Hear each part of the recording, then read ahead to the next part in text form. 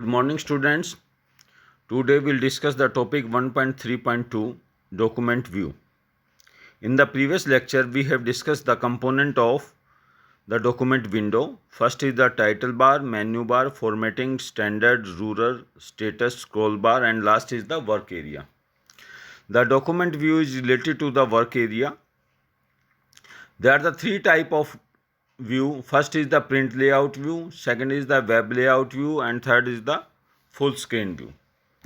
Print layout view it is the default view. It is the default view का meaning क्या होगा कि ये अपने आप ही, अगर हम कोई भी व्यू सिस्टम को नहीं बताएंगे तो वर्ड प्रोसेसर जो है वो इसको किस व्यू में ओपन करेगा, प्रिंट लेआउट व्यू में।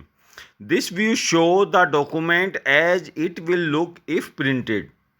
ये शो करता है कि आपका डॉक्यूमेंट अगर प्रिंट किया जाएगा तो कैसा दिखाई देगा। The border of the page show header footer visible at the actual location and the spacing appear appropriate to the printed document। ध्यान से समझिएगा कि जब हम इस व्यू के अंदर डॉक्यूमेंट को ओपन करेंगे तो जैसे आपने देखा होगा आपके कॉपी के पेज के अंदर आप लेफ़्ट साइड में मार्जिन छोड़ते हैं, टॉप साइड में मार्जिन छोड़ते हैं, तो जितना भी मार्जिन आपने छोड़ा होगा पेज के ऊपर वो भी दिखाई देगा। प्लस आपका डॉक्यूमेंट कितने पेजेस के अंदर आएगा, कितने आपने जो मैटर लिखा हुआ है वो एक पेज में आएगा या दो पेज में आएगा, पैराग्राफ की सेटिंग कैसे दिखाई देगी, अक्षरों की बनावट कैसे दिखाई देगी, ये सारी चीज़ें आपको प्रिंट लेआउट व्यू में दिखाई देगी कि जो दिखाई दे रहा है वैसे का ही वैसा क्या होगा, प्रिंट होगा। Second is the web layout document view. The web layout show the document in A way it will appear online. Online का मतलब इंटरनेट के ऊपर। अगर आपका डॉक्यूमेंट वेब ब्राउज़र के अंदर शो होगा तो वो कैसा दिखाई देगा, ये चीज़ अगर आप देखना चाहते हैं तो आप अपने डॉक्यूमेंट को किस में ओपन करेंगे, web layout view. I repeat, the web layout show the document in A way it will appear online. You can use this view to create view and edit pages if they will appear online when opened in a browser. In web layout view, you can use zoom slider, but the layout icon is disabled. The zoom and view layout dialog box only allow zoom option। ध्यान से समझिएगा, यहाँ एक word आया zoom। zoom का meaning क्या होगा कि जूम का मतलब होता है बड़ा करके देखना। आपका जो साइज है उसको मैग्नीफाई करके देख लेना, उसको क्या कहा जाएगा, जूम। ये कह रहा है कि अगर आप वेब लेआउट व्यू का यूज कर रहे हैं तो आपके पास जूम ऑप्शन होगा।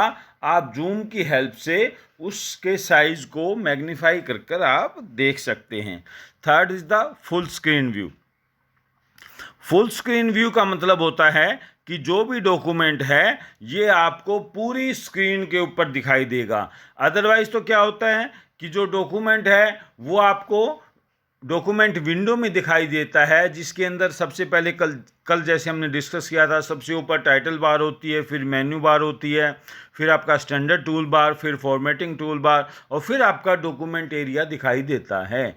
अगर आप ये चाहते हैं कि ये सारी बार वगैरह ना दिखाई दे, हमें तो पूरे की पूरी स्क्रीन के ऊपर हमारा डॉक्यूमेंट दिखाई दे, तो हम किसका यूज़ करते हैं, फुल स्क्रीन व्यू के।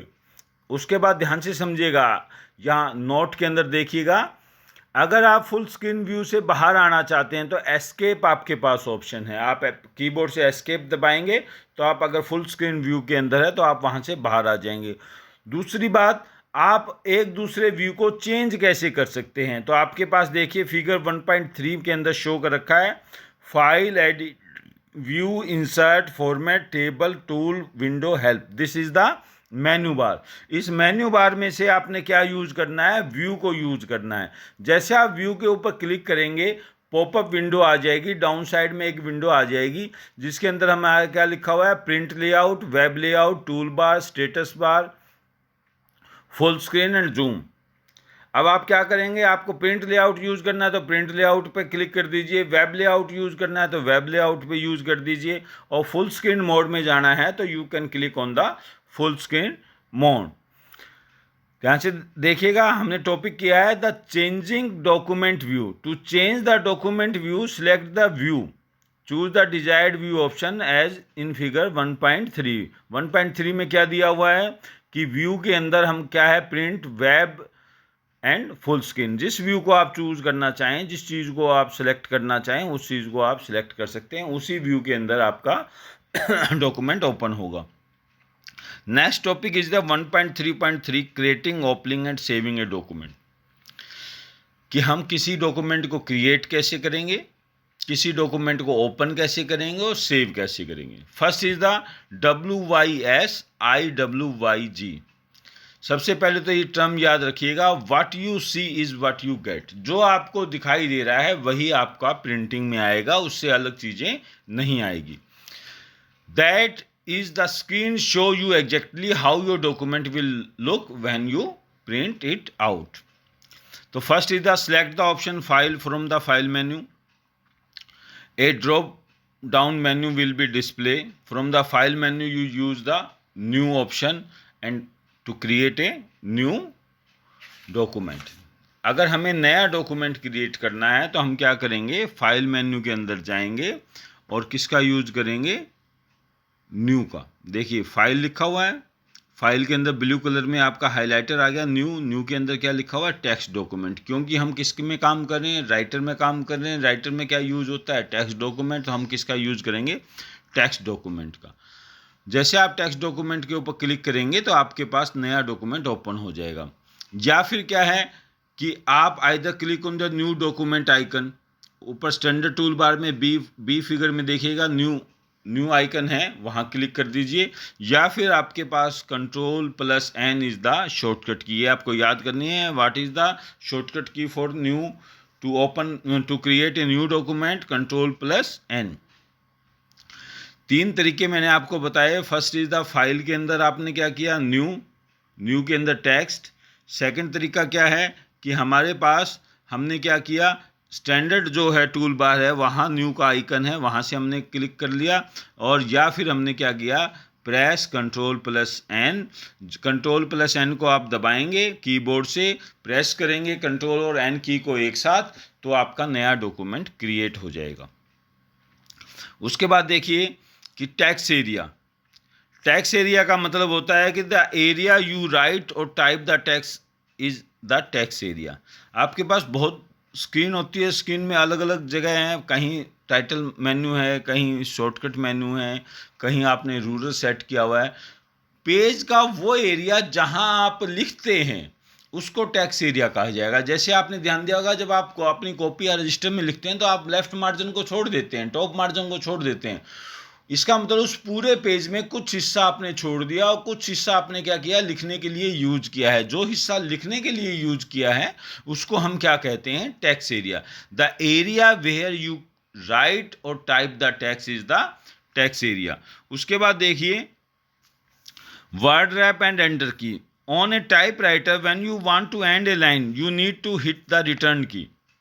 जैसे हम टाइपराइटर पर आप टाइपिंग देखेंगे, आप गूगल क्रोम में देख लीजिएगा सर्च करके how to write the typewriter, तो उसका वीडियो जब आप देखेंगे तो आप देखेंगे कि जैसे कि पेज के ऊपर आपकी एक लाइन कंप्लीट हो गई है तो आपको रिटर्न की आपको क्या करनी पड़ती थी, हिट करनी पड़ती थी। But in writer when a word does not fit on a line it automatically flow to the beginning of next line।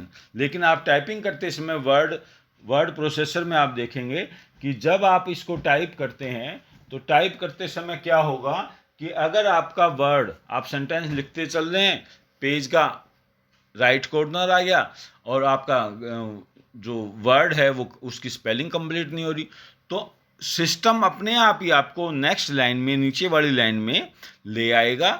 तो इस प्रोसेस को हम कहते हैं word rap. Word rap is a process in which if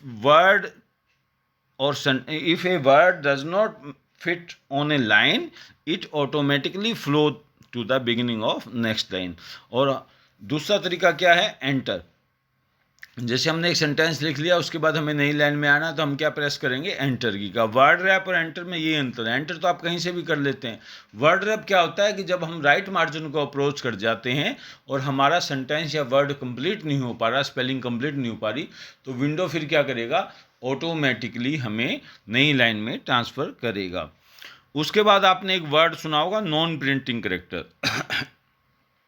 हो सकता है ये आपके लिए नया हो, लेकिन क्या है, इसका यूज़ आप मैक्सिमम करते हैं। देखिएगा, नॉन प्रिंटिंग कैरेक्टर मतलब वो होंगे जो आपको दिखाई नहीं देते। नॉन प्रिंटिंग कैरेक्टर कैसे होते हैं? जो हमें दिखाई नहीं देते। दिखाई कैसे नहीं देंगे? जैसे कि आप ध्यान से देखिएगा, आप स्पेस छोड़ते हैं, आपने एंटर की प्रेस की, आपने टैब बटन दबाया, स्पेस आ गया स्क्रीन के ऊपर, लेकिन ये चीज़ आपको, ये करेक्टर किस साइन से है, इनकी नोटेशन क्या है? जैसे क्वेश्चन मार्क तो आपको दिखाई देगा, फुल स्टॉप आपको दिखाई देगा, लेकिन स्पेस आपको दिखाई नहीं देता कि इसका इस जो स्पेस बार हमने प्रेस की है, इसके कारण दो स्पेस तो आ गए, लेकिन इसका आइकन क्या है, ये किस चिन्ह से, किस आइकन से ये शो करता है, ये चीज़ हमें दिखाई नहीं देती। तो इसको क्या कहा जाता है? Non printing character. ध्यान से समझिएगा, non printing character because they do not appear on the paper when you print the document. Non printing character में देखिए, हमने सबसे पहले पढ़ा स्पेस बार, एंटर किया, टैब की। These non printing character so called because they do not appear on the paper when you print the document. How we can see the non printing character? Second paragraph देखिएगा, to display writer non printing character you click on the show and hide button. Opposite P button होता है, show and hide button on the standard tool bar. Each time you press enter you see, जैसे आपने enter press किया होगा तो आपके पास देखिए ये जो अपोजिट पी वाला लास्ट में आइकन आपको दिखाई दे रहा है, साइन दिखाई दे रहा है, ये शो होगा। नेक्स्ट देखिएगा, अगर आप स्पेस बार आपने प्रेस किया है तो वहाँ क्या आएगा? डॉट आएगा, और जहाँ टैब आपने प्रेस किया है वहाँ एरो सिंबल आएगा। How you can see the these character, यहाँ फिगर में ध्यान से देखिएगा, 1.5 के अंदर जो आपके पास स्टैंडर्ड टूल बार है, मेन्यू बार के नीचे स्टैंडर्ड टूल बार, उसमें लास्ट ऑप्शन देखिएगा, अपोजिट पी का ऑप्शन है, ये आपको शो एंड हाइड बटन आपको शो करता है।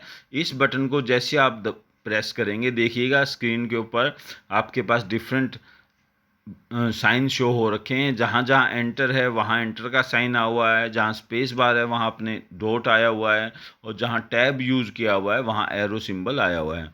आप ये चेक करते हैं। अब आपके मन में ये क्वेश्चन आएगा कि सर ये चेक क्यों किया जा रहा है, ये बटन जो है हम क्यों चेक करना चाहते हैं? देखिए, कई बार क्या होता है कि आपने गलती से किसी जगह 2 या 3 स्पेस बार प्रेस कर दिए, ठीक है, कहीं आपने गलती से एंटर कर दिया, फ्लो में एंटर कर दिया और आप लिखते चल रहे हैं। ये इसलिए देखा जाता है कि हम ये चेक कर पाएँ कि हमारा पैराग्राफ कहाँ कहाँ आया हुआ है, और हमने स्पेस जो है वो सही ढंग से छोड़ा हुआ है या नहीं। अगर दो स्पेस बीच में लगभग आपने देखा होगा एक ही आता है, आपने 2 स्पेस छोड़े हुए हैं तो हम फिर उसको एक को डिलीट करेंगे ताकि हमारा डॉक्यूमेंट अच्छी तरह से दिखाई दे, उसके अंदर कोई भी सिस्टमेटिकली एरर ना हो। कि हमने जैसे टाइपिंग रूल के अंदर आता है कि आप एक से ज़्यादा स्पेस ना छोड़ें, आप वहाँ फुल स्टॉप यूज़ करें, कहाँ आपको एंटर यूज़ करना है, कहाँ टैब यूज़ करना है, ये चीज़ें हमारे टाइपिंग रूल के अंदर आती है, जिनको हम आगे डिस्कस करेंगे। Next topic is the two save a document. Simple तरीका क्या है कि अगर हमने कुछ चीज़ लिखी हुई है तो हम उसको सेव कैसे करेंगे। अब सेव करने का मतलब क्या हुआ कि आप सिंपल है कि हमारे पास 2 ऑप्शन होंगे बेटा, सेव और सेव एज। हम फाइल के अंदर जाएंगे, फिगर में देखिएगा 1.6, फाइल के अंदर हम गए, 1.6 के अंदर new, open, close, save, save as. यहां आपके पास सेव और सेव एज 2 ऑप्शन हैं। सेव का मतलब होता है और सेव एज के अंदर डिफरेंस क्या है, सबसे पहले मैं आपसे ये डिस्कस कर रहा हूं। सेव एज जब यूज होता है कि जब हम एक फाइल की डुप्लीकेट कॉपी बनाना चाहते हैं। जैसे एक तरीका तो क्या, आपने फाइल को सिलेक्ट किया, राइट क्लिक और पेस्ट कर दिया तो भी डुप्लीकेट बन जाती है, Ctrl+C और Ctrl+V का यूज़ करके। दूसरा तरीका क्या होता है कि हमने फाइल को ओपन कर लिया, फाइल मेन्यू में गए और सेव एज यूज़ कर लिया। जैसे आप सेव एज यूज़ करेंगे तो आपसे पूछेगा कि इस फाइल को कहाँ सेव करना है, लोकेशन दे दीजिए और दूसरा जो नया नाम देना चाहें वो नाम दे दीजिए। जैसे आप सेव एज कर लेंगे तो हमारे पास क्या होगा कि वो फाइल डुप्लीकेट क्रिएट हो जाएगी। अब देखिए मैं यहाँ हम पढ़ रहे हैं, आपकी बुक की कॉपी है, document created by you exist only in computer memory which is the temporary storage area, that is the RAM. For permanent storage area you must save the document on the file or hard disk or pen drive. To do this, first is the file menu, second select the option save as from the drop down menu. The save as के ऊपर लिखा हुआ है one is the footnote, footnote को पढ़ रहा हूँ, ध्यान से देखिएगा। फुटनोट मतलब जो नीचे वन की डेफिनेशन लिखी हुई है। When you save the document for very first time, save as dialog box get display. Next time onward, the option save as does not display. Save as will always display a dialog box that may be used to save a document under the different name or type. ध्यान से देखिए, जब हम पहली बार किसी file को, पहली बार आपने क्रिएट किया, उस फाइल को क्या कर दिया आपने किया, जैसे आपने किया तो आपके पास ऑप्शन आ जाएगा फाइल के अंदर, जैसे आपने क्लिक किया, क्लिक करते ही आपके पास ऑप्शन आएगा सेव एज, आप उस फाइल का नाम दे दीजिए और वो सेव हो जाएगी। उसके बाद आपने उस फाइल को दोबारा ओपन किया बेटा, और ओपन करने के बाद आपने क्या किया, उसके अंदर कोई भी चेंजेस कर दिए, तो हम किसको यूज कर लेंगे, फिर आपके पास ऑप्शन आएगा सेव। ठीक है, नेक्स्ट देखिएगा, type the name of new file name in text box and click on the save, that is the ODT। ये ध्यान दीजिएगा, by default the new document, आपको याद करना है ये ODT। By default the new document will be saved as open office writer document with an extension .ODT। MS Word के अंदर आप कोई भी फाइल बनाते हैं तो आपकी एक्सटेंशन होगी .DOC।